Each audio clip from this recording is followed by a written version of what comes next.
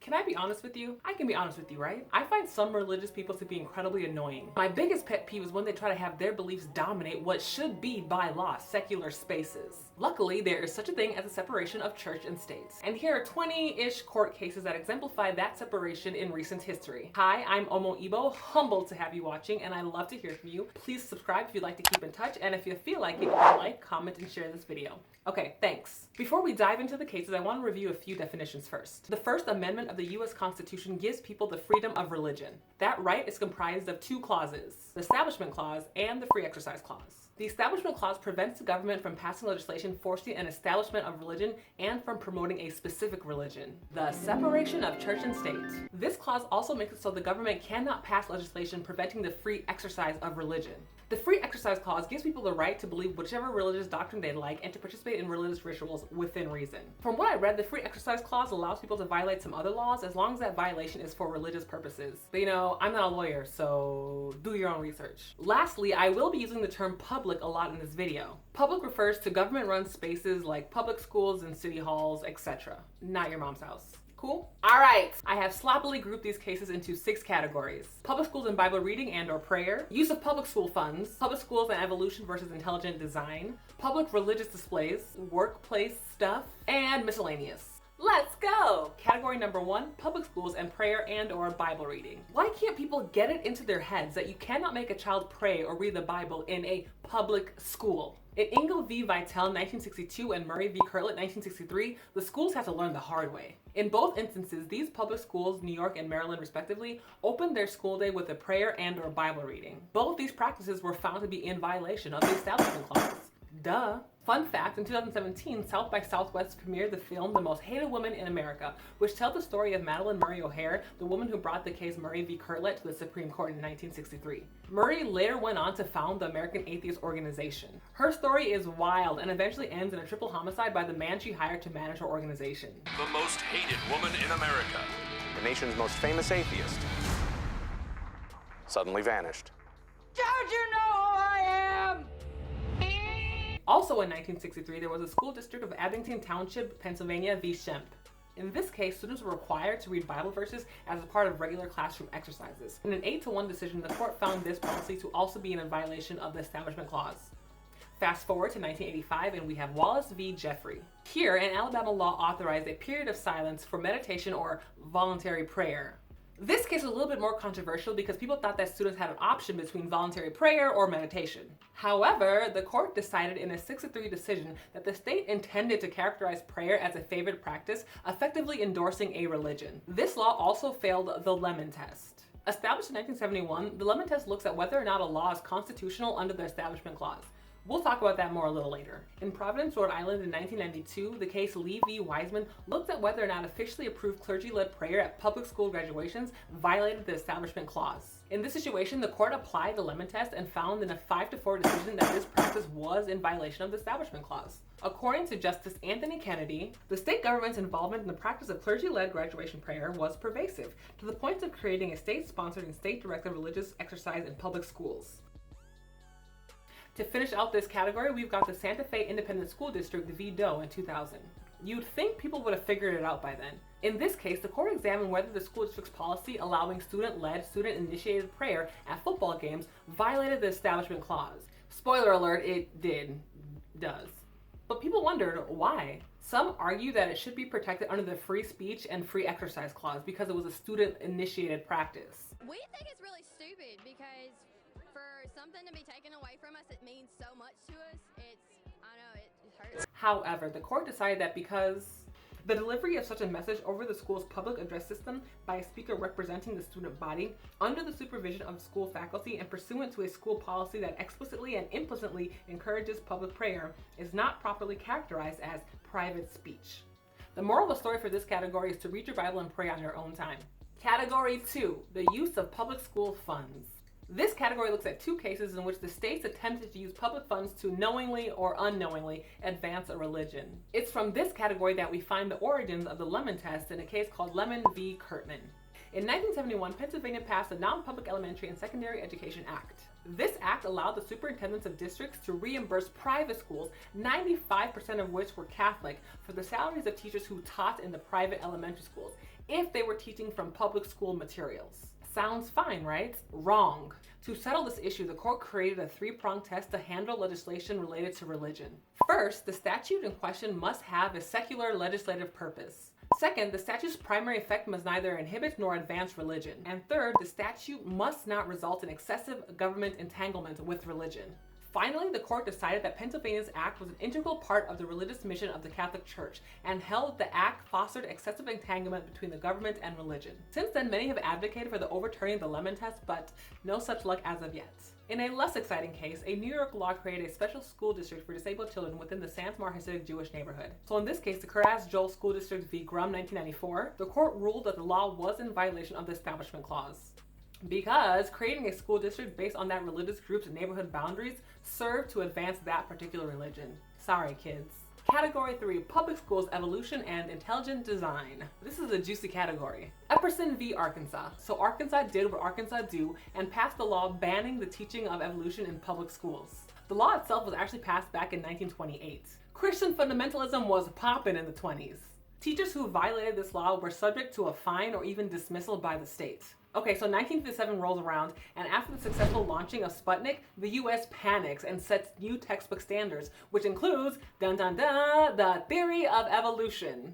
And then in 1965, a Little Rock school district adopted a new textbook that included one single chapter on the theory of evolution. One teacher, Susan Epperson, was worried that she might have been fined or fired for teaching this, so she decided to challenge the original law in court. She challenged the law at the county level first, and the county overturned the original ban because they found it tends to hinder the quest for knowledge, restrict the freedom to learn, and restrain the freedom to teach.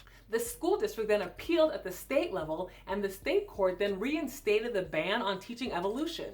Their justification for doing so was that the school district had the right to impose any curriculum standards that it chose to. Epperson then appealed to the US Supreme Court, where finally the original law was found to be unconstitutional because the clear purpose of the Arkansas statute against teaching evolution was to protect a particular religious view. The court found that the state had no legitimate interest in protecting any or all religions from views distasteful to them. And with that decision, Christian fundamentalists all over America wept. But in 1987, they tried it. This time in Louisiana. Louisiana passed a law that said teachers could not teach evolution unless they also taught creation science. In a 7-2 decision in Edward v. Aguilar, the court struck down that decision because, as my mom would say, it failed woefully. It failed all 3 parts of the Lemon Test. You might have heard of this next case out of Pennsylvania called Kitzmiller v. Dover Area School District 2005, aka the Panda Trial. It's called the Panda Trial because the school district had added a new textbook to its curriculum called Of Pandas and People. It's a textbook that basically endorses intelligent design. The school district also required teachers to read a statement saying that the theory of evolution was not a fact and to introduce the students to intelligent design. It was meant to be an alternative to the theory of evolution, and we all know how alternative facts work. And the court found the Dover mandate to be unconstitutional, because intelligent design is not science and cannot uncouple itself from the creationist and thus religious antecedents. The ruling also permanently banned the board from maintaining the intelligent design policy in any school within the Dover Area School District, from requiring teachers to denigrate or disparage the scientific theory of evolution, and from requiring teachers to refer to a religious alternative theory known as intelligent design. Science for the win. Category 4, Public Displays of Religion. These next set of cases are timely as the holiday season descends upon us and the warm Christmas continues.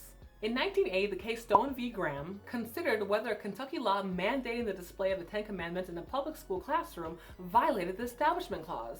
As you probably guessed, the law failed most of the Lemon Test and was found to be unconstitutional in a 5-4 decision. What secular purpose could the 10 Commandments serve in a grade school classroom? McCreary County, Kentucky also tried to display the 10 Commandments, but in their courthouses. The lower court found the display to be in violation 3 separate times. The first time, they just had the 10 Commandments displayed with no secular purpose in mind. They then tweaked the display the second and third time by adding a bunch of random foundational documents, like the lyrics to the Star Spangled Banner were included. They wanted to claim that the 10 Commandments, along with all these other random documents, served some kind of educational purpose. Don't worry, the court did not believe them either. After the third time being struck down, the county appealed to the US Supreme Court. The court decided that there was a lack of demonstrated analytical and historical connection between the 10 Commandments and the other documents, so it had to go. But religious displays in public areas are sometimes permitted.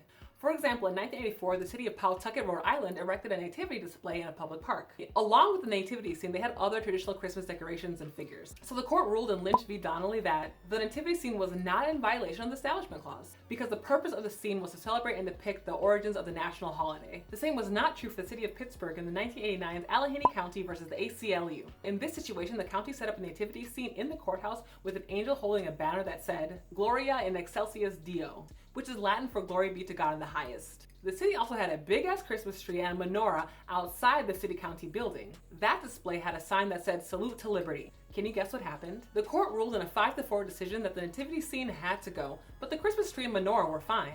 They said that the nativity scene without anything else around it to detract from the religious message, in addition to the message giving glory to God for the birth of Jesus, did violate the Establishment Clause. The tree and the menorah, along with the message saluting liberty, conveyed a message of pluralism and freedom of belief, which was fine. Workplace-ish. To be honest, I wasn't sure what to call this category because taxonomy is not my strong suit. 2 out of 3 of these cases deal with working in public office. In the case Torcaso v. Watkins in 1961, the court reviewed whether it was constitutional to require a candidate running for public office to declare a belief in a god to be eligible, which is what the state of Maryland had been doing. Can you even believe it? So Roy Torcaso was an atheist and he was appointed by the governor to be the public notary or something like that. He refused to declare a belief in a god, and so his appointment was revoked. He appealed in the circuit court and at the state level, and he was denied both times. They basically told him that while he did not have to declare a belief in God, he also did not have to be in public office if he did not want to follow their rules. The Supreme Court had to be the voice of reason, and in a unanimous decision, they found that the Maryland requirement was ridiculous. Oddly enough, it may be fine for the legislature to open up their session with a prayer, as was decided in March v. Chambers in 1963. So this one is not about the separation of church and state. Here, the Nebraska legislature had a long-standing tradition of hiring a chaplain with public funds to lead a prayer at the start of each session. In a 6-3 decision, the court found that this was okay. They did not even apply the lemon test in this situation. And Chief Justice Warren Burger wrote, in the light of the unambiguous and unbroken history of more than 200 years, there can be no doubt that the practice of opening legislative sessions with prayer has become part of the fabric of our society. To invoke divine guidance on a public body entrusted with making the laws is not, in these circumstances, an establishment of religion or a step towards establishment. It is simply a tolerable acknowledgement of beliefs widely held among the people of this country. I don't agree with this decision, but it is what it is. Last in this category is the state of Thornton v. Caldor, Inc., 1985. So there was a Connecticut statute that gave employees the absolute and unqualified right to not work on their chosen Sabbath. In a 7-1 decision, the court decided that the statute was unconstitutional because it gave religious concerns automatic control over all secular interests at the workplace and took no account of the convenience or interests of the employer or employees who do not observe a Sabbath. That one also failed all parts of the lemon test. The final category is miscellaneous because I didn't know where else to put these 2 cases. The Church of Lukumi Babaluaye v. the City of Hialeah, 1993. I like this one because it deals with religion outside the traditional Judeo-Christian faith versus non-believer setup. Okay, so I'm sure you've heard of Santeria before. It's an Afro-Cuban religion that combines parts of Catholicism with traditional parts of Yoruba religion that was brought to Cuba via the enslaved peoples during the transatlantic slave trade. Santeria is still practiced in Cuba, although its followers are often persecuted. Santeria involves animal sacrifices, which the city of Hialeah was not interested in. When officials found out that a Santeria church was setting up shop in their town, they quickly created some new laws banning animal sacrifices, but exempted a few other types of animal killings, like kosher slaughterhouses and feeding rabbits to greyhounds. In another unanimous decision, the court ruled that the new laws unfairly targeted this particular religion and had no clear secular purpose. The officials learned the hard way they could not continue their persecution of Santeria in the States. Last is the Christian Legal Society v. Martinez in 2010. So when Hastings College, a school within the University of California's public school system, refused to recognize student orgs unless that student org was open to all students. You might guess where this is going. A student org called the Christian Legal Society was denying membership to students who did not comply with their code of conduct related to homosexual acts, the gays. The organization attempted to argue they were not discriminating against homosexual students, but rather they were discriminating against students who engage in homosexual acts. The school refused to recognize the organization, which meant they lost certain perks like funding and space. The org sued the school and eventually they lost. The court decided that the school's non-discrimination policy was fair and constitutional. Woo! We made it. If you've made it this far, you're a real one. What other cases have you heard of that I didn't include? Do you like this type of content? Where do you see a greater need for the separation of church and state? Share this video with a lawyer or a pastor. Remember to subscribe and I'll see you next time. Bye!